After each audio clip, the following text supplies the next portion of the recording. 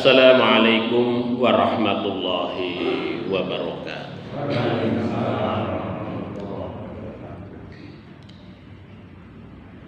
Innal hamdalillahilladzi an'amana ni'aman katsirah. Asyhadu an la ilaha illallah wahdahu la syarika lah. Wa asyhadu anna Muhammadan abduhu wa rasuluh. Allahumma salli wa sallim wa barik ala Muhammadin wa ala alihi wa ashabihi wa mawalah. La haula wa la quwwata illa billah, amma ba'd. Bapak-bapak, ibu-ibu, para pinisepuh, para remaja yang insya Allah semuanya diberkahi, dirahmati oleh Allah Subhanahu wa Ta'ala. Alhamdulillah, segala puji dan syukur senantiasa kita panjatkan kehadirat Allah atas segala limpahan nikmat yang Allah berikan kepada kita semua.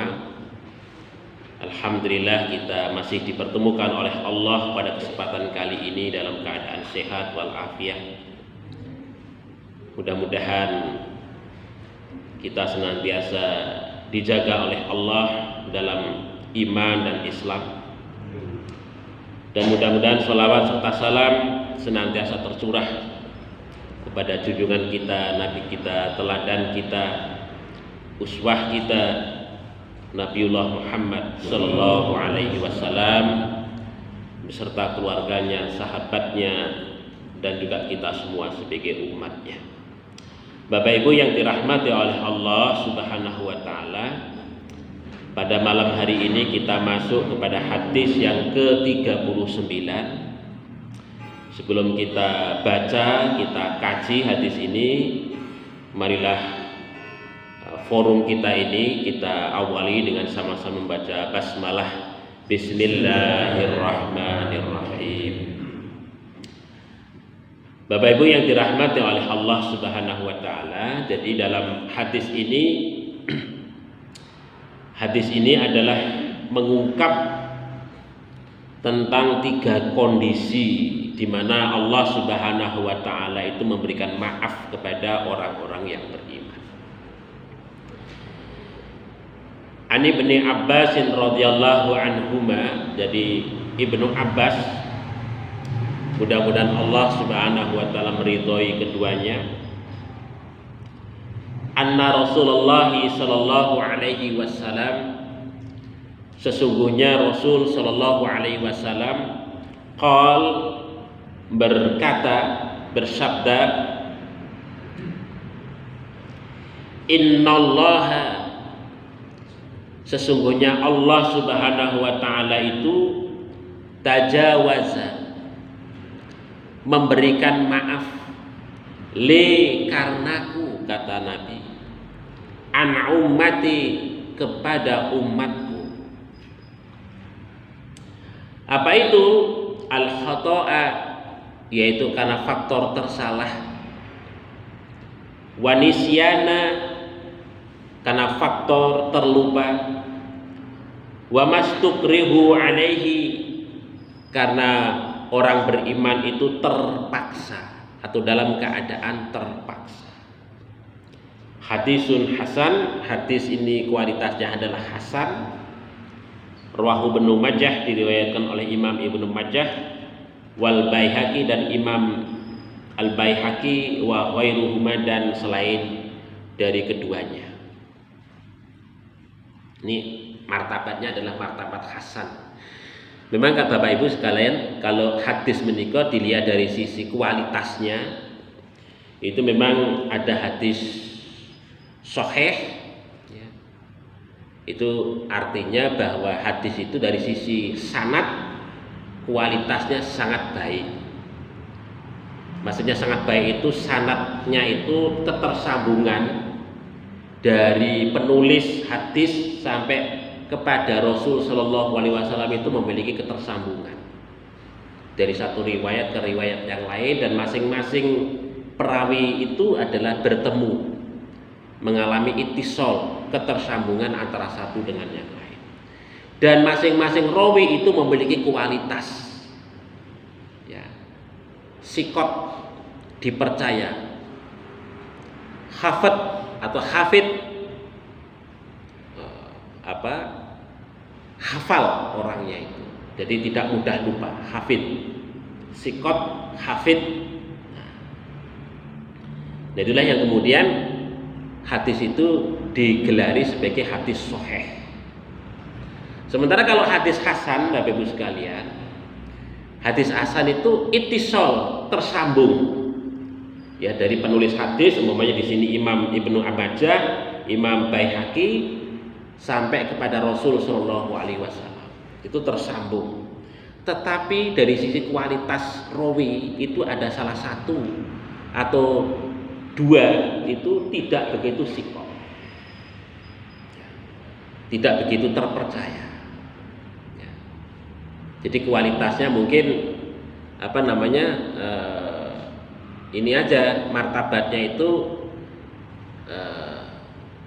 sampai kepada ya tidak diragukan begitu saja, tapi tidak sampai kepada martabat sikotu sikot, percaya terpercaya, terpercaya.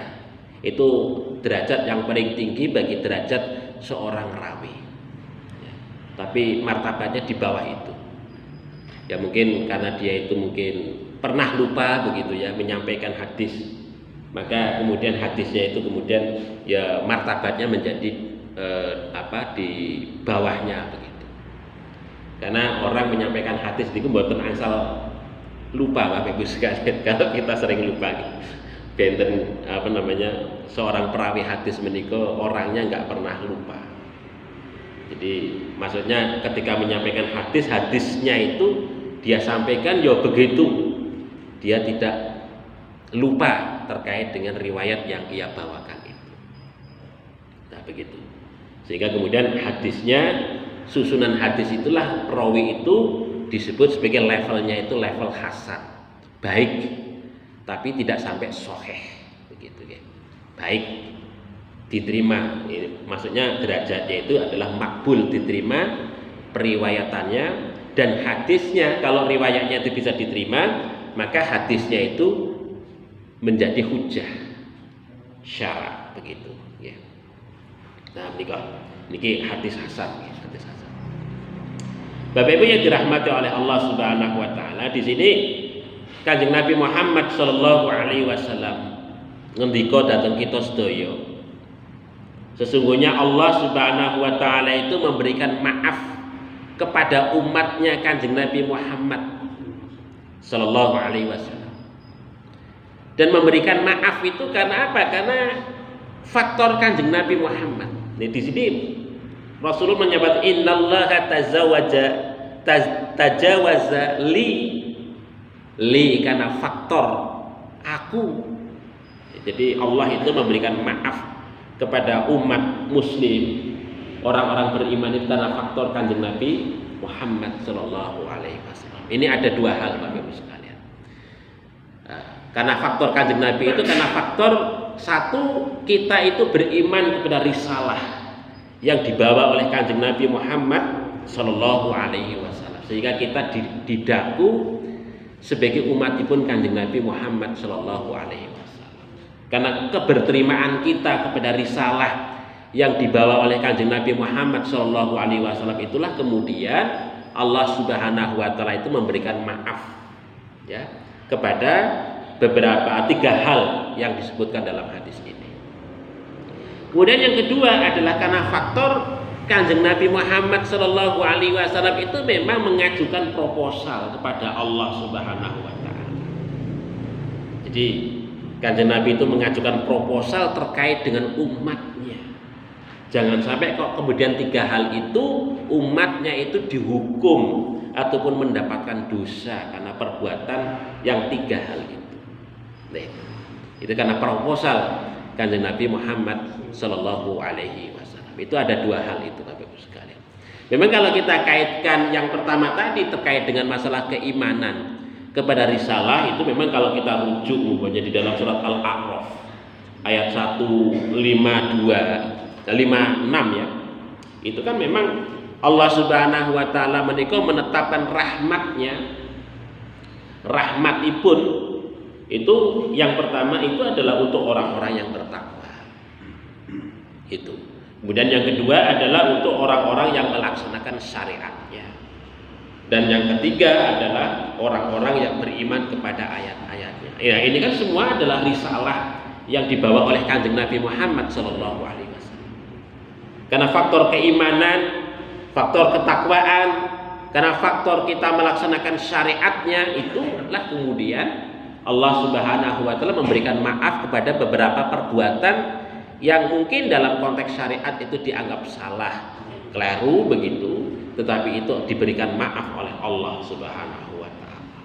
Nih, demikian juga umumnya kalau kita rujuk di dalam surat Al-Ahqaf ayat 16 itu juga sama. Jadi Allah Subhanahu wa taala itu akan menerima amal daripada orang-orang yang beramal soleh, yaitu kan beramal soleh dan memberikan maaf kepada orang-orang tersebut. Amal soleh di sini dimaksudkan tentu landasan utama amal soleh itu karena faktor keimanan.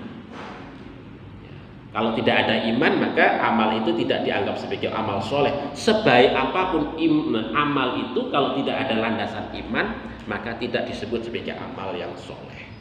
Nah begitu. Maka keimanan itu menjadi kunci untuk kemudian kita mendapatkan maaf terhadap beberapa perbuatan yang mungkin ya menurut syariat itu keliru dan salah begitu. Dan di samping itu juga Bapak Ibu sekalian kalau kita baca di dalam Al-Quran itu ternyata karena faktor keimanan kita kepada Allah dan keberterimaan kita kepada syariat yang dibawa oleh Kanjeng Nabi Muhammad Sallallahu Alaihi Wasallam. Tidak sekedar Kanjeng Nabi yang mengajukan proposal itu kepada Allah, tetapi para malaikat itu juga mengajukan donga, proposal datang Allah Subhanahu Wa Taala terhadap kita semua. Orang-orang yang beriman kalau kita itu melakukan kesalahan itu untuk kemudian kesalahan-kesalahan itu dimaafkan dan dihapuskan. Nah ini kalau kita baca umpamanya di dalam surat Al-Ghafir ayat 7 itu. Alladzina yahmiluna al-arsya wa man haulahu, dan para malaikat yahmiluna al-arsya yang memikul ars, wa man haulahu dan malaikat yang ada di sekitarnya, yusabbihuna bihamdi rabbihim, yang mana mereka itu senantiasa bertasbih kepada Tuhan mereka yaitu Allah. Wa yu'minuna biki, dan mereka itu beriman kepada Allah. Wa yastaghfiruna lilladzina amanu, dan para malaikat pemikul ars itu senantiasa beristighfar, memohonkan ampun untuk siapa? Lilladzina amanu, untuk orang-orang yang beriman. Nah begitu Bapak Ibu sekalian. Dan doanya apa yang dipanjatkan oleh para malaikat itu? Rabbana wasi'ta kulla syai'in, ya Tuhan kami, wasi'ta kulla syai'in, engkau telah meluaskan rahmatmu, ya, telah meluaskan kepada sesuatu, setiap sesuatu, rahmatan wa ilman, sebagai suatu rahmat dan ilmu pengetahuan. Maka faghfir lilladzina tabu, ampunilah kepada orang-orang yang bertaubat itu, wattaba'u sabilaka, dan orang-orang yang mengikuti jalanmu, waqihim adzabal jahim, dan jagalah mereka itu, jauhkanlah mereka itu dari siksa api neraka. Ini itu doanya para malaikat pemikul arsy terhadap orang-orang yang beriman. Terus keimanan kita itu Bapak Ibu sekalian, di samping Kanjeng Nabi mengajukan proposal kepada Allah untuk memberikan maaf ampunan terhadap beberapa perbuatan, tapi juga para malaikat juga senantiasa beristighfar, memohonkan ampun kepada kita semua bagi orang-orang yang beriman. Ini beruntunglah orang-orang yang beriman itu, karena semua makhluk ya ibaratnya baik yang ada di dunia ini maupun di akhirat itu senantiasa beristighfar, memohonkan ampun kepada kita semua, kepada Allah Subhanahu wa taala. Itu Bapak Ibu sekalian. Bapak Ibu yang dirahmati oleh Allah Subhanahu wa taala. Kemudian 3 kondisi ya, yang mana Allah Subhanahu wa taala memberikan maaf kepada orang-orang yang beriman itu. Di sini di dalam hadis disebutkan siapa itu, apa itu al-khata. Al-khata. Yaitu al-khata itu perbuatan tersalah, perbuatan keliru. Ini kalau kita baca, ini saya nggak cukup ruangnya ya. Saya baca di dalam kitabnya Mustafa Al-Bigha menika, Imam Syekh Mustafa Al-Bigha, ya namanya al-khata'u dzidul amdi. Al-khata' menika adalah lawan dari kesengajaan. Maksudnya al-khata' itu tidak sengaja. Bukan dziddus shawab, la dziddus shawab, bukan lawan dari benar. Jadi tersalah niki bukan maksudnya lawan dari benar, bukan itu maksudnya, tetapi lawan dari kesengajaan. Maksudnya adalah perbuatan yang kita lakukan bukan karena sengaja. Nah, begitu. Nah, itu maksudnya yang perbuatan tersalah itu. Sehingga kemudian di sini dimaksudkan bahwa perbuatan tersalah itu adalah perbuatan yang secara syariat itu dianggap sebagai perbuatan pelanggaran atau maksiat, tetapi dilakukan tanpa kesengajaan. Nah, itu perbuatan tersalah. Tetapi sebenarnya bukan perbuatan maksiat dan pelanggaran saja sesungguhnya, tetapi juga ada juga perbuatan ketaatan tapi keliru, itu juga dianggap sebagai sesuatu yang tersalah, begitu ya. Nah, disinilah Bapak Ibu sekalian, karena perbuatan itu tersalah, maksudnya itu keliru, sehingga kemudian berimplikasi baik kepada dirinya ataupun kepada orang lain, begitu. Dampaknya begitu. Tetapi walaupun itu berdampak, tapi Bapak Ibu yang dirahmati Allah, maka perbuatan itu sesungguhnya dalam konteks syariat ataupun dalam konteks hukum itu tidak mengandung dosa. Karena apa? Karena faktor tersalah, karena faktor keliru ataupun ketidaksengajaan. Nah, ini kalau kita baca di dalam surat Al-Ahzab ayat 5 itu disebutkan ngoten niku. Walaisa 'alaikum junahun fima akhtatum bih. Laisa 'alaikum junah. Tidaklah ada dosa bagi kalian, ya. Fima akhtatum bih, terhadap segala sesuatu yang kalian itu tersalah. Ya. Walakin, tetapi mata'ammadat qulubukum. Yang dimaksudkan tersalah itu adalah apa yang kalian sengaja oleh hati kalian. Yaitu dari segala sesuatu yang tanpa sengaja ataupun keliru itu, maka tidak dianggap sebagai perbuatan salah atau perbuatan dosa, ataupun di dalam ayat ini disebutkan laisa 'alaikum junah, ya. Tidak ada dosa bagi kalian karena perbuatan tersalah ataupun keliru itu. Jadi Bapak Ibu yang dirahmati oleh Allah. Kemudian kalau kita lihat di dalam konteks hukum gitu ya, di dalam konteks hukum Islam itu memang tersalah itu memang di dalam beberapa hadis itu ataupun di dalam kajian fikih itu ada banyak ya. Ini saya kutipkan beberapa. Sebagai contoh, tersalah dalam ketaatan. Tersalah dalam ketaatan. Sebagai contoh, umpamanya kalau Bapak Ibu sekalian kok melaksanakan sholat duhur tapi keliru melaksanakan asar. Ya, dia itu melaksanakan sholat duhur tapi keliru melaksanakan sholat asar. Berniatnya sholat asar. Nah, ngoten. Berniatnya sholat asar. Tapi sebenarnya dia itu sholat duhur. Setelah menyadari, loh, tadi saya kok niatnya sholat asar gitu. Keliru itu ya.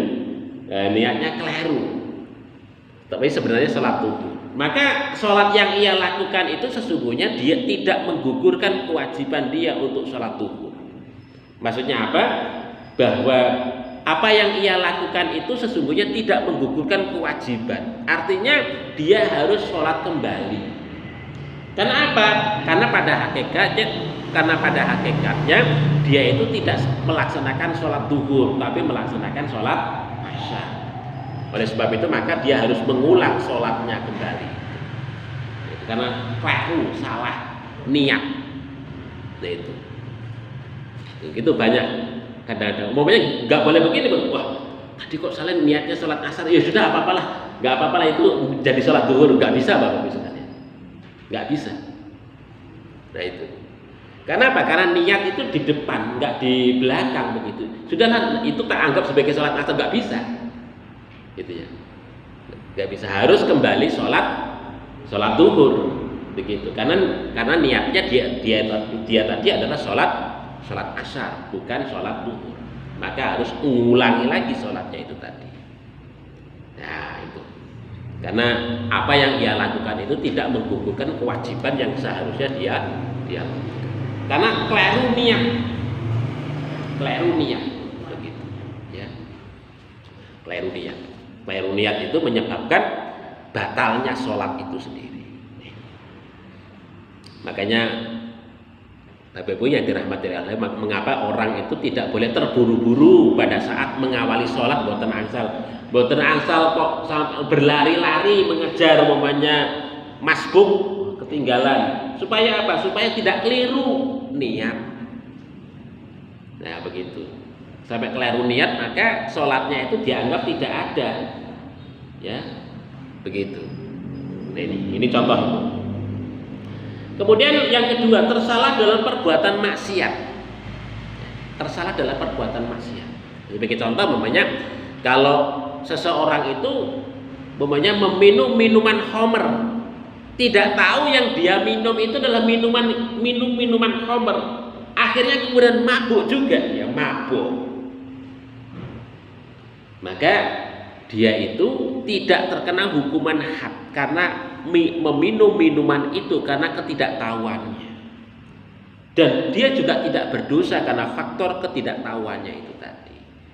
Nah ini, karena faktor ketidaktahuan itu, karena faktor ketersalahan itu mengakibatkan dia menenggak minuman yang diharamkan oleh Allah Subhanahu wa Ta'ala, maka dia tidak berdosa dalam hal ini.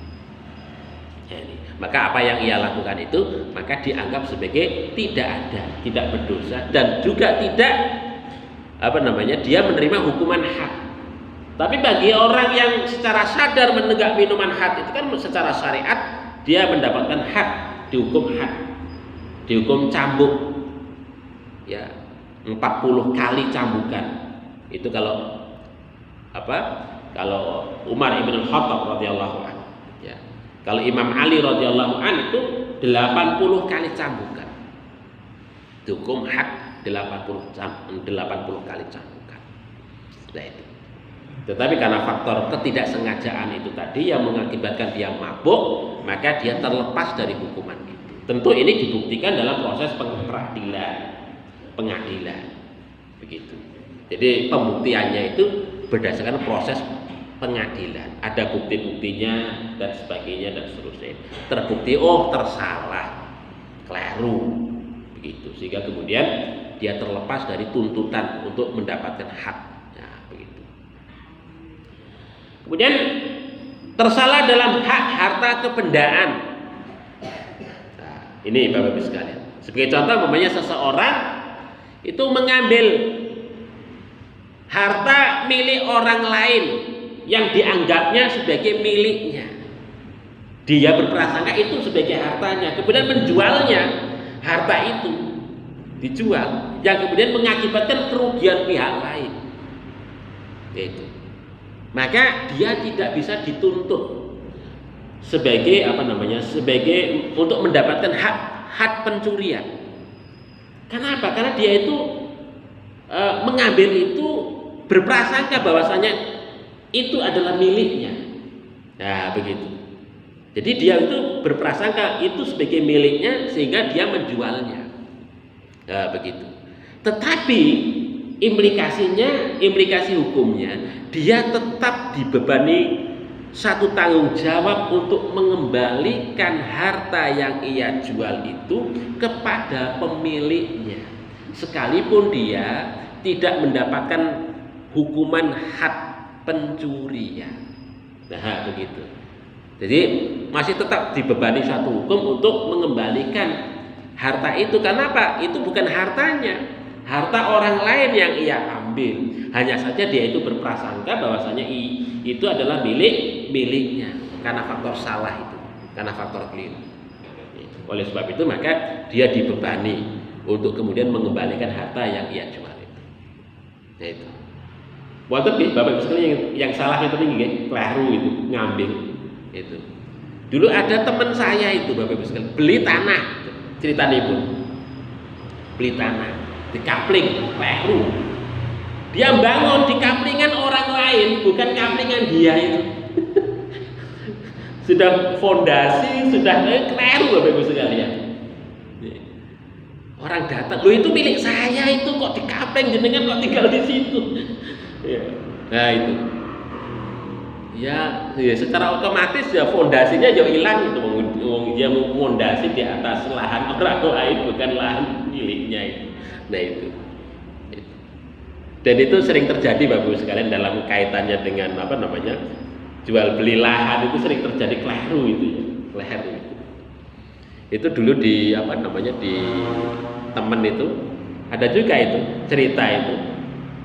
Dia itu sudah bangun rumah bagus Bapak Ibu sekalian. Ternyata keliru. Sudah bagus rumahnya dibangun keliru. Wah, ini kan repot itu. Yang menunjukkan tempatnya itu si penunjuk jual beli itu keliru menunjukkan. Sudah dibangun di atas itu ternyata keliru. Dia berdasarkan sertifikat ini milik saya bukan milik Anda itu. Lah gimana solusinya? Ya kalau saring ridho rela ya sudah tukar lahan itu nggak apa-apa. Tapi kalau enggak kan repot itu sudah dibangun bagus. Dia juga nggak mau pokoknya tempat saya ya di sini. Kalau mau Anda bongkar ya silakan bongkar bangun Anda itu. Nah itu kan susah itu. Sudah bangun ratusan juta bagus. Itu.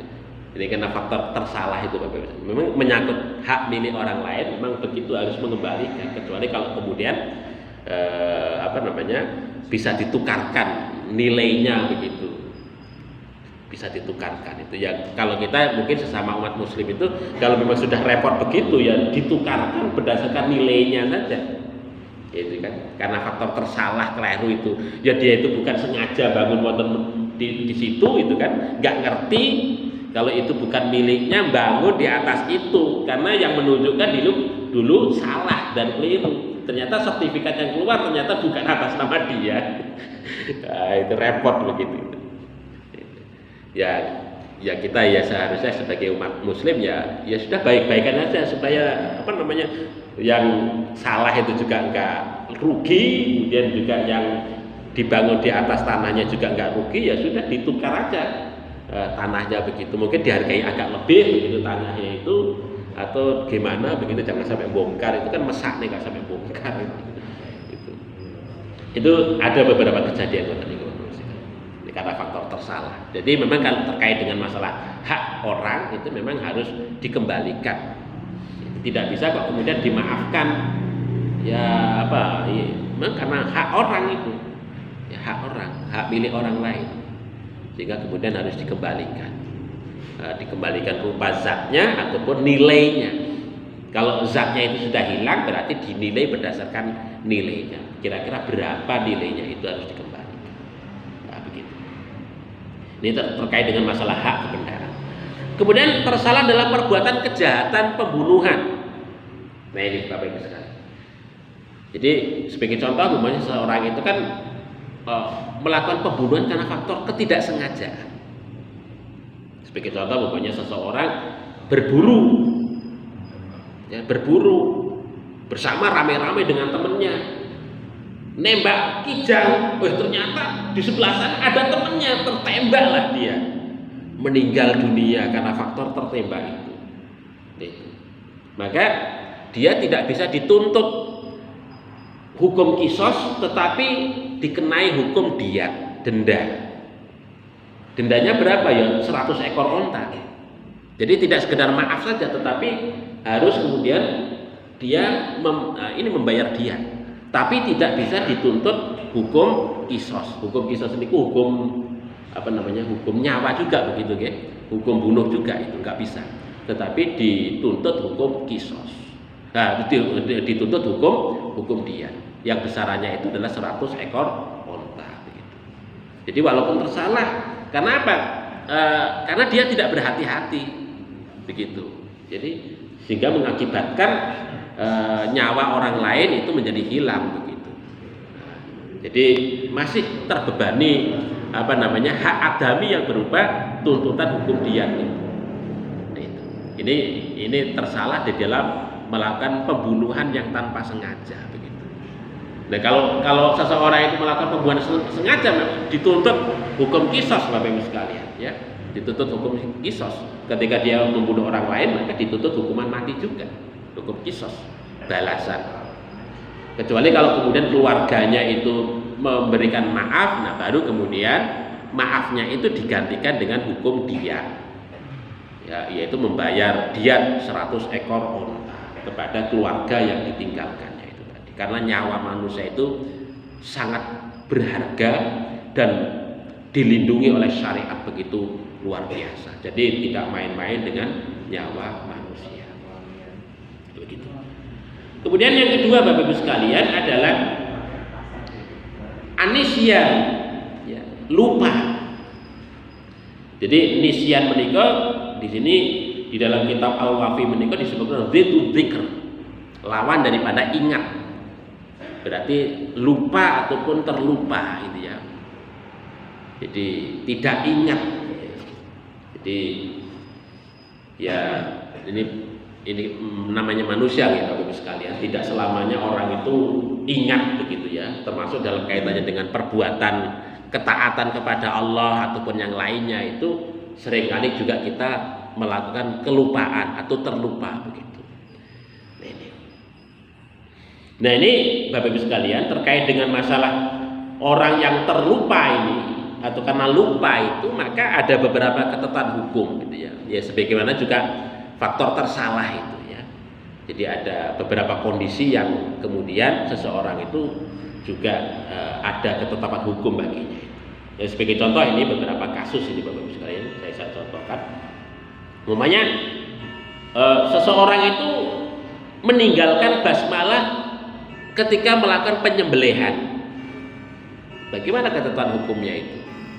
Dia itu menyembelih hewan lupa nggak menyebut nama basmalah. Nah ini kalau kita merujuk kepada pendapatnya Imam Asy-Syafi'i bahwa yang namanya membaca basmalah itu adalah sunnah bagi orang muslim. Sunnah. Ini menurut Imam Asy-Syafi'i. Ya, sunnah bagi orang muslim. Sehingga ketika dia itu kok tidak membaca basmalah secara sengaja ataupun karena lupa, maka sembelihannya itu masih bisa dikonsumsi. Tidak apa-apa. Nah, begitu. Tidak apa-apa. Hal ini berdasarkan hadis yang diriwayatkan oleh sahabat Al-Bara' bin Azib dan juga sahabat Abu Hurairah radhiyallahu anhu. Itu menurut Imam Asy-Syafi'i. Tetapi menurut imam yang lain, ya, Imam Abu Hanifah dan Imam Malik, yang namanya bacaan basmalah itu menjadi hukumnya itu adalah hukum bersyarat. Bacaan basmalah. Maka ketika seseorang itu kok meninggalkan secara sengaja, ya, secara sengaja pada saat menyembelih itu, maka sembelihannya itu tidak bisa dikonsumsi. Ya begitu. Tetapi kalau dia itu meninggalkan bacaan basmalah itu karena faktor lupa, maka sembelihannya itu masih bisa dikonsumsi. Nah, ngoten niku. Jadi itu menurut Imam Abu Hanifah dan juga Imam Malik Bapak Ibu sekalian. Nah ini dalilnya adalah berdasarkan surat Al-An'am ayat 121 itu. Ya, jadi memang di dalam surat Al-An'am ayat 121 itu memang menyebutkan nama Allah Subhanahu wa taala itu syarat bagi sebuah penyembelihan. Nah, itu. Makanya Bapak Ibu sekalian kita ingat-ingat betul itu ya. Ketika kita menyembelih jangan sampai lupa. Ya, apalagi kok sengaja orang maca bismillah gitu ya. Gitu. Kalau lupa itu ya dimaafkan, tetapi kalau kalau sengaja betul itu kan maos basmalah itu ya kebangetan kita sebagai orang muslim begitu. Karena di dalam surat Al-An'am ayat 121 sangat tegas itu Allah menyatakan bahwasanya menyebut asma Allah Subhanahu wa taala di dalam penyembelihan itu memang menjadi syarat bagi kita bahwasanya sembelihan itu bisa kita konsumsi. Nah, begitu Bapak Ibu sekalian. Kemudian hukum berbicara saat sholat karena lupa. Nah, ini umumnya begini Bapak Ibu sekalian. Ada juga kan orang itu pada saat pikirnya opo sholat rakus sholat dipanggil siapa Ahmad, ibunya dari luar, nggih Bu, sholat. Lupa dia itu karena sedang sholat, ternyata menjawab apa namanya panggilan ibunya. Nah itu. Nah kalau dia itu kok nggak sengaja karena faktor lupa itu tadi, oh dia itu dalam kondisi sholat ternyata, maka itu nggak apa-apa. Itu menurut mazhab Imam Asy-Syafi'i angsa, ya angsa. Karena apa? Karena perkataan yang membatalkan sholat itu adalah perkataan yang memang tidak termasuk yang apa? Yang lupa itu tadi. Jadi kecuali kalau dia itu mengucapkan secara sengaja ungkapan yang di luar rukun sholat itu atau sunnah dan rukun sholat itu tadi dengan secara sengaja menjawab itu, maka salatnya menjadi batal. Tetapi kalau tidak sengaja maka sah, masih tetap sah, tidak apa-apa. Ini. Kemudian yang ketiga namanya makan dan minum saat puasa karena lupa. Nah itu. Kalau umpamanya seseorang itu lupa, umpamanya, waduh ini sudah makan setengah piring belum, saya puasa ya. Maka langsung berhenti Bapak Ibu sekalian. Langsung berhenti, jangan diteruskan lagi itu. Jangan diteruskan, langsung berhenti, ditinggalkan. Maka puasanya itu masih tetap sah. Itu tetap sah. Ini menurut jumhur ulama ngoten niku. Baik itu puasa sunnah ataukah puasa wajib. Ya, itu tetap sah. Tetapi kalau kemudian diteruskan ketika ingat itu tetap makan, ya menjadi batal. Ya, menjadi batal. Jadi ketika ingat bahwasanya dirinya itu puasa, maka harus kemudian berhenti. Nah itu. Nah, maka dalam kondisi yang demikian itu, walaupun dia itu umpamanya sudah makan satu piring ibaratnya, baru ingat kalau dia itu puasa, gitu ya. Waduh, tadi kan saya puasa ya, kok saya sudah kenyang. Ya enggak apa-apa, berarti itu dia itu masih tetap puasa dalam kondisi puasa itu, karena dia lupa.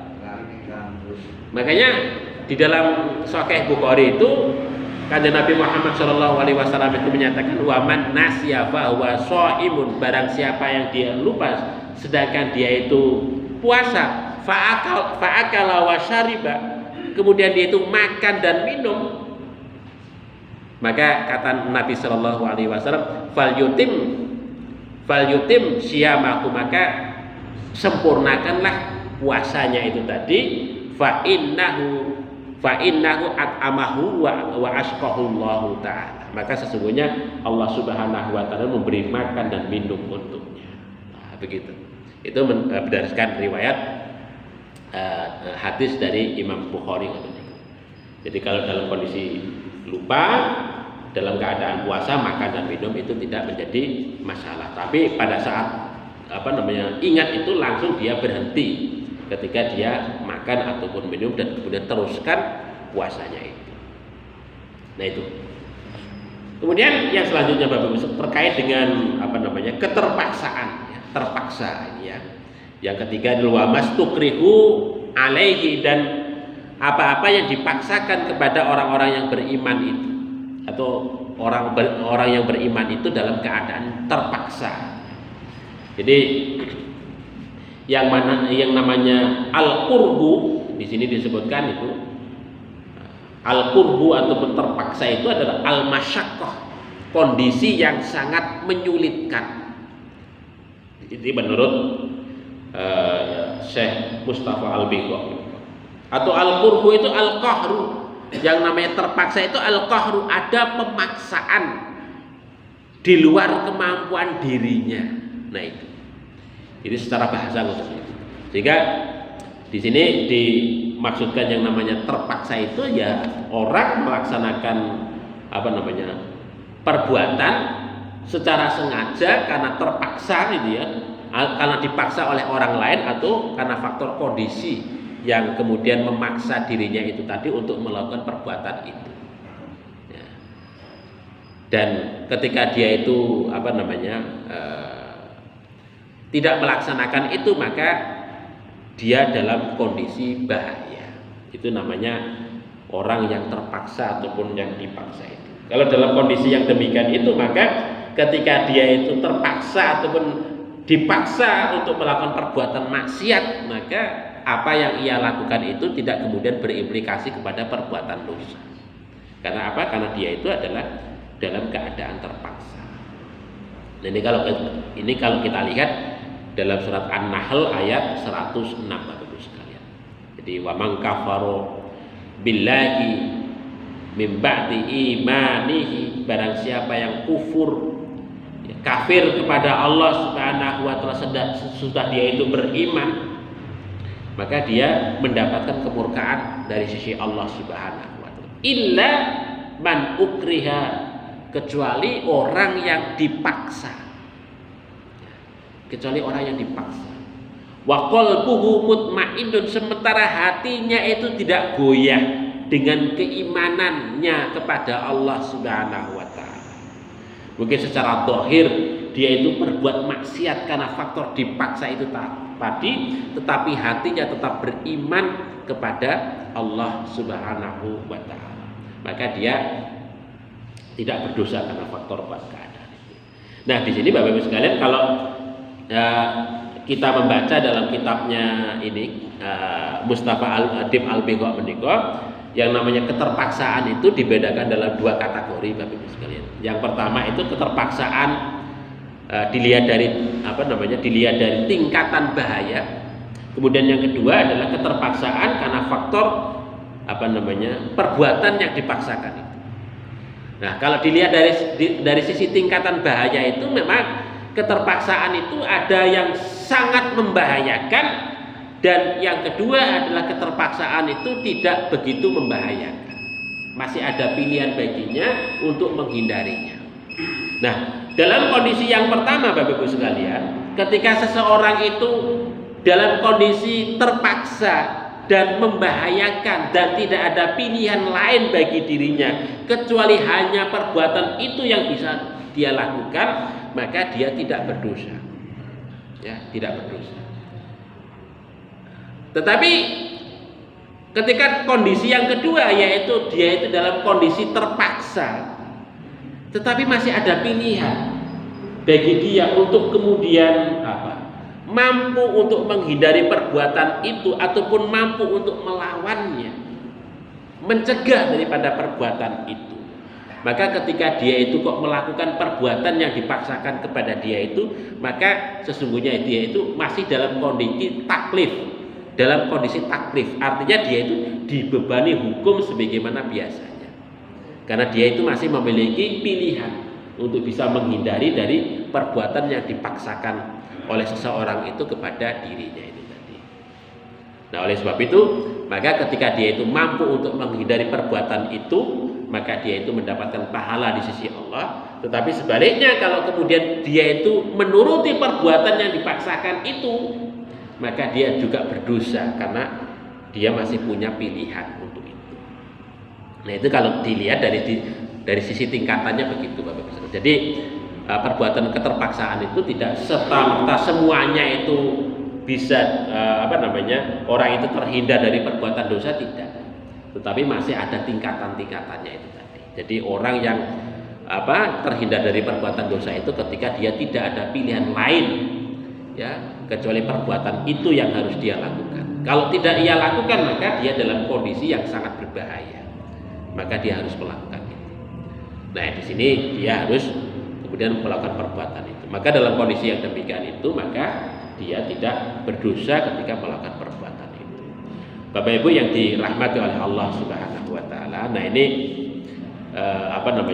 beberapa poin ya dari apa yang disampaikan oleh Kanjeng Nabi Muhammad SAW kepada kita bersama, bahwa kita itu diberikan maaf oleh Allah Subhanahu wa taala terkait dengan kesalahan atau tersalah begitu ya, perbuatan yang tidak sengaja, wanisya, dan perbuatan karena faktor lupa, dan yang ketiga adalah perbuatan karena faktor dipaksa ya oleh seseorang dalam melakukan kita perbuatan maksiat ataupun ketidaktaatan kepada Allah Subhanahu wa taala. Maka dalam 3 kondisi ini kita dimaafkan oleh Allah Subhanahu wa taala.